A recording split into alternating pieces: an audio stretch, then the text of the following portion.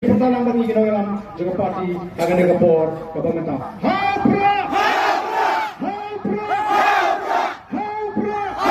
pasti yang ingin tiga orang drone serta ingin pertabian. Hapra, Leon Kerku yang ingin beri.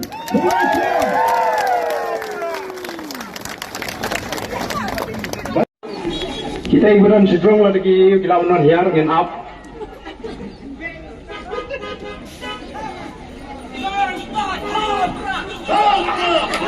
Kini kapisa ebok kapag hipat ba kin senyang nagawai ke jelang syagawai ke jelang kung gaji dan pentalang gajuki bantersyan ya gaji nanti juga parti.